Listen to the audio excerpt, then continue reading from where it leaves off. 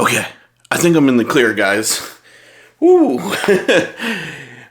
Luckily, I was not taken down by that last video. Man, that one definitely spurred some responses.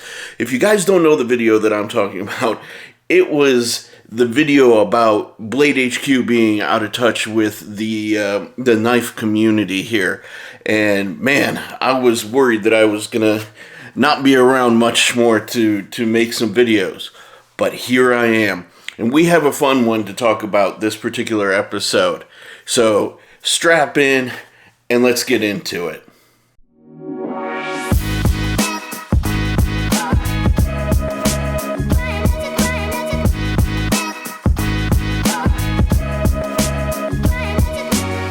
What's going on, everybody? The Real Sharif M here, aka Manganus Steel, and we are here to talk about non-negotiables, okay? What is your list of just manufacturing mistakes that a knife company cannot break, okay? What is your list of things that you check your knives for, before you decide to keep or return them, right? So basically, the gist of this is, or the thinking behind this is that I'm working on my prototypes, okay? I am testing, using, and abusing this guy every single day. And I already have a couple of minor nitpicks that I want to address into production. But man, from the factory, this is one of the best prototypes I've ever handled. So props to KIZER, bros. You guys killed it better than I could have ever imagined. I mean, dude, this is production ready, and this thing feels as good, if not better, than any Riot I've ever handled, which is kind of insane to think about. But here's the thing. Production is a whole different other issue, and I want to create a list of quality control checkpoints from feedback from you guys, the community, okay? So what are some of the things that you guys have seen that will cause you to return a knife? Please drop your list down in the comments below. I have made my own little list, and it's not a lot, which is why I want to hear from you guys, okay?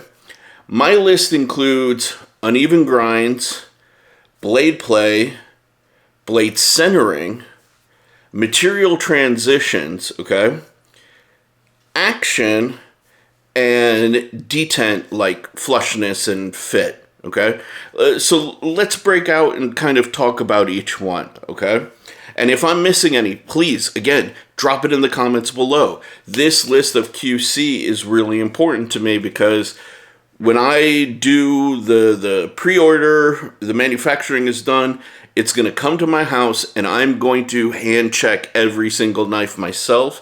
And I want a list to say, it passed this, passed this, passed this, passed that, because I want you to get your knives and I want you to be exceedingly happy with them.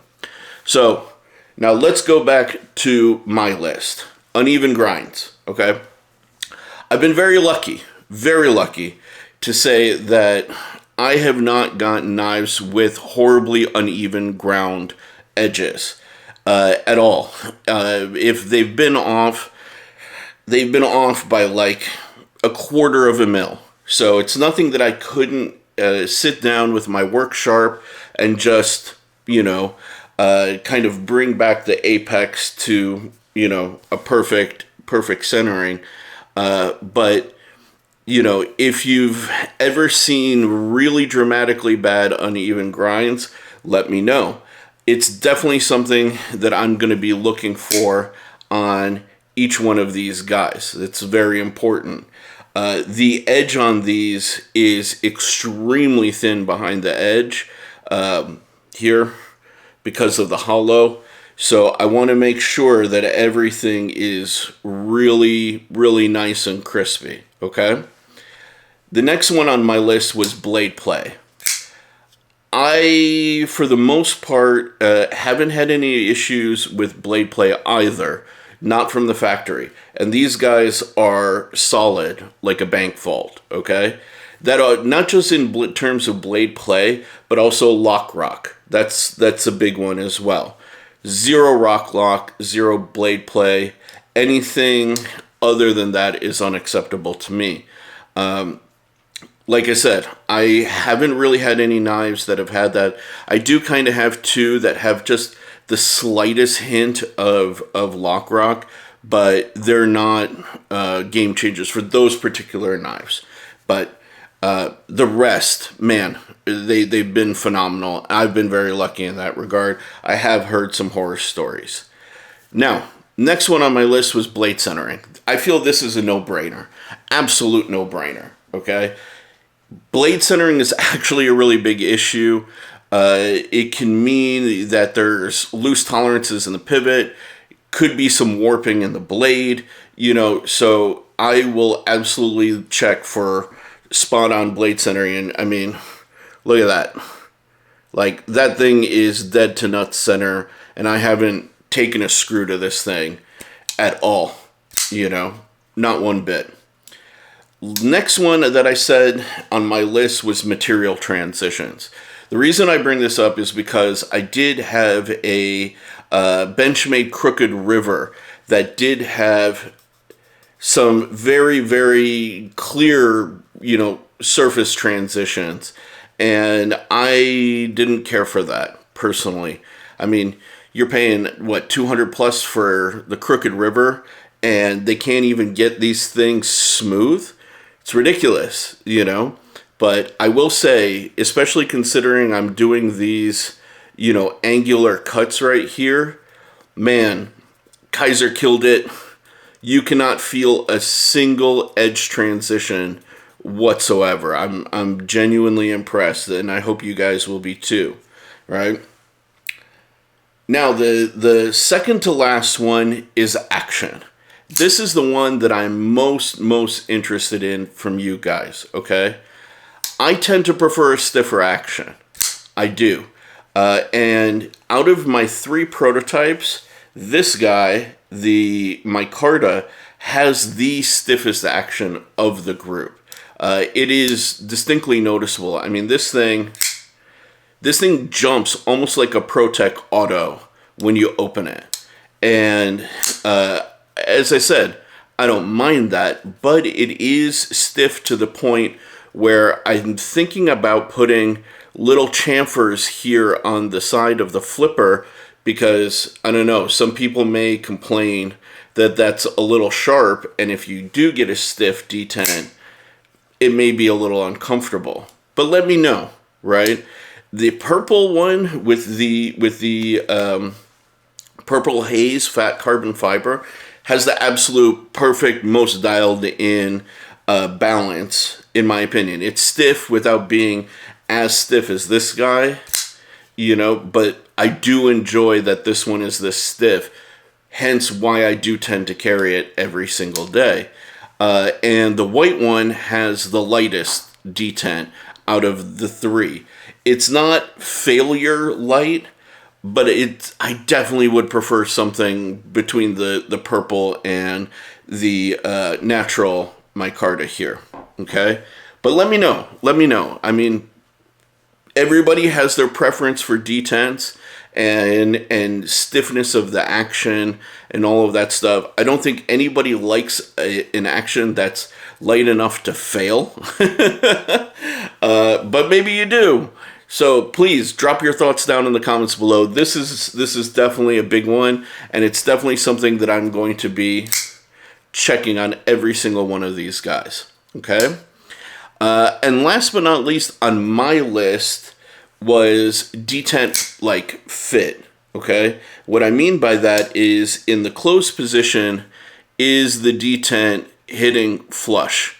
There should be no air gap between the lock bar and the blade in the closed position while the blade is perfectly centered. And this is really important because this determines whether or not your blade will fall out while in the closed position.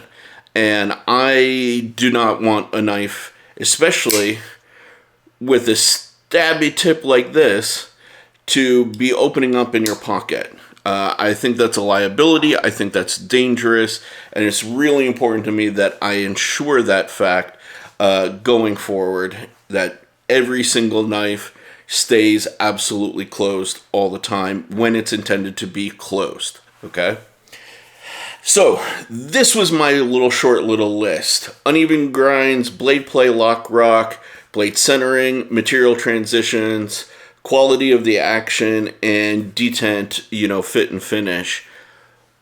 But what did I miss? That's the most important question that I have for you guys, the community, right? I'm going to be reaching out to other designers and makers and, try and pick their brain. Hopefully they will be willing to share with me their personal QC lists. But everybody, kind of wants to maintain some degree of competitive advantage. So I don't expect everybody to just be willy-nilly sharing that stuff with me, which is why I'm coming to you guys, okay?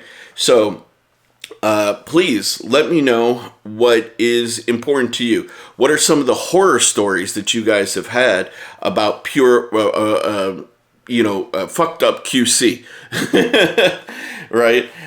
So help me avoid, some of the pitfalls that other makers have had, and let me know what I need to add to my list, and I will make a checklist, and I will go through every single issue to make sure that you guys get the best version of my knife that you could right out of the box, okay? Now, I'll admit, a bit of this is selfish. 110%. Because really, I don't want to deal with returns as much as possible. I would much rather deal with returning knives to the factory and asking them to redo them rather than to have an unhappy customer in the community sending a knife back to me. If I can catch as much of that from the get-go, bless, that would be amazing. That's what I want, I want as close to zero returns as possible. So please help me get there. Drop your comments down below, and I will definitely be updating you guys on where things are going from here forward. Now, having said that, we are a little ways away from, going into the pre-order for the Kaimanos, okay? I have some things to do on the back end, I need to make sure all of my legal stuff is taken care of. All the banking stuff is taken care of. I'm working on revising the website right now, which is not cheap. I am looking into integrating Sezzle, because that was a big request that I got from some people, was to integrate Sezzle. And what else? Yeah, I'm just doing the juggling act every single day, guys. And so do have some patience with me. I will release more information as time goes on, and more photos, more details, and definitely will be sending these out to some YouTube reviewers for reviews and feedback. So stick with me on this ride. I really appreciate you guys tuning in, and I will catch you in the next one. Peace. I gotta sleep.